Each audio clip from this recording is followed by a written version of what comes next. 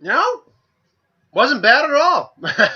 Stuber. Now, as of this recording, Stuber sits at about 47% on Rotten Tomatoes with about 125 critic reviews, which means that's probably where it's going to stay. Maybe go a little above, maybe go a little below. Uh, if I were a certified critic on Rotten Tomato, I could theoretically get like verified for the audience score. I don't care about doing that. If I were to be a critic on Rotten Tomato, I'd want to be a critic on Rotten Tomato. If I were a critic, did like critical reviews on Rotten Tomato, I'd probably give this a positive review. Me and my girlfriend saw this on Thursday, and she's not comfortable being on camera because she's not. It's actually not that she's uncomfortable being on camera. She doesn't want to be on YouTube because, despite the fact I have a really good group of people who watch me, I appreciate every one of you who watches me. It's still YouTube. It's still the internet. You're going to have people who are going to be jerks at some point. And she, unfortunately, isn't thick-skinned enough to really handle that well. She even admits that, too. She's not good with ridicule, unfortunately. And that's fine. That's her choice. I would never force her to be in one of my videos. Absolutely not. But because of that, I couldn't get around to doing a review on Thursday, and then we were busy yesterday. But getting it out today. But yeah, Color Us is two people who really like the movie. Now, the movie's not perfect. There are issues with the movie. And I think I'll start off by saying what I wasn't the biggest fan of the movie. Right off the bat, because the whole plot of the movie is, Dave Bautista, more or less hijacks an Uber to drive him around as he's trying to solve a case. What they don't show you in the trailer is why he has to take the Uber. Is that in the beginning of the movie he has these he's got glasses. Like, in fact, actually I'm probably not as blind as he is apparently. But I don't know if you can see this. Those are the thickness of my glasses. I wear Coke bottles. My eyesight is shit. But he basically has eyes kind of like that. So he gets LASIK surgery, which means he can't really see very well for about 24 hours or so. Or for a while anyway. And he basically has to get Stuber, which is actually what they call one of his manager, who's a jerk, but also his friend, calls him as Stuber. The back and forth is the best part of my day, man. It's like the worst part of mine. So he gets him to drive him around. So it's the obsessive cop kind of going rogue scenario.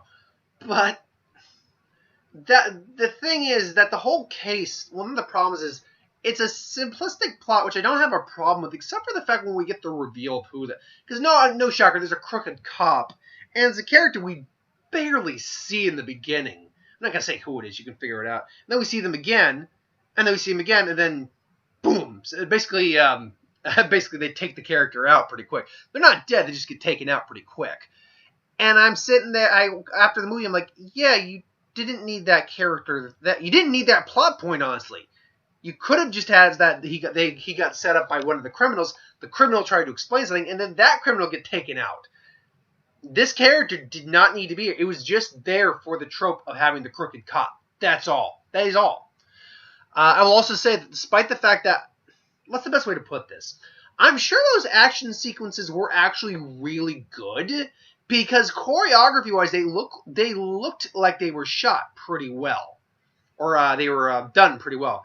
Unfortunately, they were shot for crap. The couple of the scenes, particularly in the beginning, there was a scene later on that's also like that, but an action sequence between Dave Bautista, who's Vic, and like the main bad guy.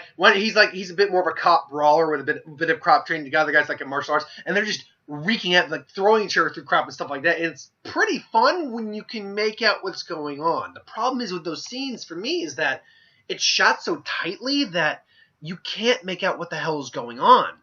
And that's not what I want in a good action sequence. A great example of this is Winter Soldier, when Cap and Bucky are fighting for the very first time. Well, like legitimately fighting for the first time in that hand-to-hand fight. The choreography is smooth as hell in that sequence. But you can see everything because it's shot correctly. And it's fast-paced, but you can still see everything. It's like the John Wick movies. You can see everything going on in the John Wick movies, but they're shot correctly to highlight that. That wasn't the case with these action sequences. That's not to say all the action sequences are like that. Most of the remaining film is pretty good on those action sequences when they happen. Now, I will also say that Dave Bautista. Now, this is the first film I think ever that he's really been the headliner for. And look, I love Dave Bautista as an actor, and I think he's come a long way as an actor. And I think he will continue to go a long way as an actor. He continues to improve his craft, and it gets better.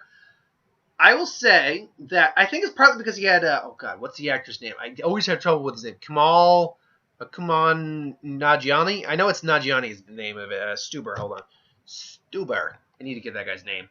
For referencing, where? Come on, where are you? Come on, Jesus, give me I like how one critic put it. It's an okay comedy, but a great dystopian horror film. Okay, Kamal Nanjiani. Okay, yeah, Kamal Nanjiani. I think because Kamal Nanjiani's there, he's able to work off Kamal pretty well, and therefore he's able to cover some of Dave's weaknesses because he's able to compensate for what Dave is unable to do. Which I will say this. Dave Bautista's weakest stuff is really in the beginning. When he's dealing with his previous partner who gets shot, played by Karen Gillan, who didn't even know was in the film. When I saw her, I'm like, you're dead, aren't you? Sure enough, yeah. So he's after the guy who killed his partner. And yeah, just dipping a little bit there, but whatever. So I think he's a little dull in that scene for me, myself, but at the same time, as the movie really starts to get into its stride the minute he gets into the Uber cab. That's when it starts to hit his stride. There's also some stuff like with his daughter. I'm like, this could be better. This could probably be better. Some of it's good, like when he knocks over one of her sculptures. Like, I'll take this one. Yeah. So yeah, it's a little hit and miss when it comes to this humor. But when Dave Bautista is on, and I think it really when he's on is when he's working off Kumail. I got the name up here. Hold on. Kumail Nanjiani. When he's working with Stu, as he's called. We'll say Stu. When he's working with Stu, that's when it's actually really clicking for me. Because Stu is basically just this guy who works a dead end job. He's being an Uber driver for extra pay. He's trying to get 5-star ratings, trying to be best he can, but ultimately it's just not working out. He's got this friend a female friend who's in love with. He's going to start a spin class with, or like a business with, spin business with, spin cycles. And he's hoping he can with her, and she dumps her boyfriend. Like, oh, remember that time we had sex? We should do that again. It's like, yes, there's a great scene with him, and I know the freaking actor. I think he's in Shameless. He plays like the husband. Oh god, I don't know his name. I think I know. I've seen his face. He's in Shameless. He'll play the husband. Oh, the husband who him and his wife somehow got into a weird threesome with that Russian chick. I think that she was a Russian chick. Anyway, I digress. So yeah, he's there, and there's this hilarious dialogue while he is just shirtless, oiled up, muscular, putting on this weird Ben Franklin outfit going because he's a male strip. It's just weird. And I swear to God, I don't know why I'm saying this. I don't think I'd ever say this sentence, but I have to see this movie again just to see the big black dong that was in the background, because while they're in there, this guy who's naked and his dick's just hanging out there. I know, and he's like, she's the girl he's talking with is like Snapchatting or talking to him over a Skype over the phone or something like that. And did you see a big black cock? He's like, no, you did not. And she's drunk at this point, so I was like, whatever. But as his story arc progresses on that, we get the idea, we understand, what this relationship is, plus more about him, because Dave Bautista is very much the you gotta be a man. Men don't do this, men don't do that. And whereas he's like, real men cry, okay? You don't have to be this macho asshole. And and it all comes to head. It's a plot point that is kind of hit and miss, but it's just out of the ballpark hit when they have this fight in Stu's store, in the store that Stu works in. And they're basically just talking about, being men and all that stuff. You mess with it, they're kicking the crap out of each other. At one point, he throws a display of fish hooks at Dave Bautista's face, and got there, and he knocks Dave out. I was like, you messed with the wrong order, and Dave just knocks him out. Oh, fighting's hard. Yeah, you'd actually do pretty good there. Yeah, can't believe I won. Yeah, you did win. Oh no, I totally won that. Which I'm like, Yeah, no, Stu, you didn't win that. Honestly, if he had his vision intact, you were a dead man. You would not have lasted at all. Um, but no, it's they make great points about it because there's a little commentary there about the whole macho stigma with guys, what being a man's all about and whatnot, and they do address those things. So when he has to basically tell the girl he loves, like, look, I need to tell you something, and it's hard, but I love you. I've been in love with you for years, and you date assholes. I'm sorry. It's like, well, this is not. What am I supposed to do? No, it's like, how was I supposed to do? It's like, no, it's. But here's the thing: is like, he's not. Like, no, it's not. Wasn't your fault. It was my fault too. It's not just your fault. It's my fault too. It was fault on everyone's part and stuff like that. Well, yeah. So I just find another, and she's again trying to like be like offended. Well, so I guess I just gotta find it. No, no, no. Keep my money. It's a good idea, and I'm sure as an investor, I'm going to make a lot of money on it. And that's when she actually feels like, oh God. I was like, well.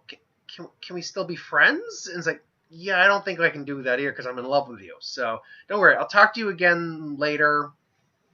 Which, by the way, I as someone who's kind of been in a similar circumstance before, which I didn't go into an explanation like that at all. But I've been in a similar circumstance to that. To say you can't be friends is maybe a bit hard. Say you need some time, because in the end he does end up dating someone else. So just say maybe I need some time. Maybe we can be friends down the road. But right now I need some time to figure out what I want. That's maybe how. So I feel like the not friends thing was a little harsh, but whatever. As someone who's been in that certain scenario, I can say I took some time away from them without letting them know, obviously. Because lives are busy and stuff like that, so it didn't really, I think, come across to them that I was actively keeping my distance for a while, but I was actively keeping my distance for a while just so I could be like, okay, I need to process some things, and I can't be around that person for a little while. So yeah, maybe that's how he could have handled that, but whatever. But I mean, look, the comedy there are jokes that do fall flat. Again, particularly with the whole being a man thing. There's some dialogue that's a little meh, but when the jokes hit pretty well. There's a great scene where they're torturing a guy. And he's Vic's trying to like torture him with pain, like sticking his hand in a bullet wound. I was like, no, I got it. He's my age. I got this. Like, oh, is this your phone? Oh, you're on Twitter. I love Ryan Gosling movies. And then it's like he got some followers.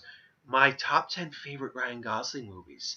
Number 1, number 10, The Notebook. Number 9, The Notebook. And our leader wears diapers. And it's like, I wonder if he'll see this. And she's like, oh God, okay, I'll tell you. And I love that because, now that would work. In this day and age, how many people have Twitter? I don't have Twitter, which means you can use that. You can use that tactic on me. And no, my Facebook, I don't access my Facebook on my phone. So, yeah, I don't have an app for that or anything. So, good luck trying to use my phone in that regard. Plus, I have a shitty phone service, so actually, that's not entirely true. Just actually, it's bad for where I live. I'm in a dead zone with my phone, so normally I can't get texts or phone calls coming in on my phone where I live. There's like a few weird like pockets in my house, and I mean like small pockets where my phone works, but it's weird. But yeah, so there's stuff like that really, like that fight they had with each other. The scene like that works really well. The climax is so-so. It's not terrible. It's not great. It's so-so.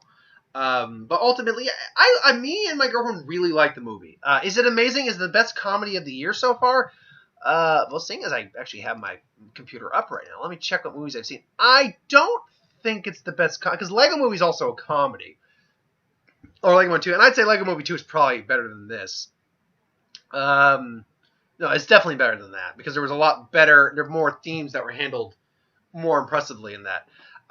So let's see here now. What are the movies I've seen this year? I mean, we're past the halfway point.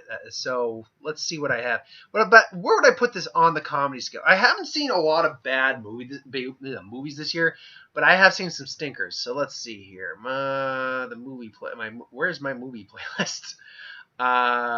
Movie reviews. There we are. So sorry. Sometimes videos occupy the same playlist. I was having difficulty seeing things. So let's see. What have I seen for comedies this year? That's a good question. Well, that's what we're going to end on, basically, because I don't have much else to say about Stuber. Let's see. Lego Movie.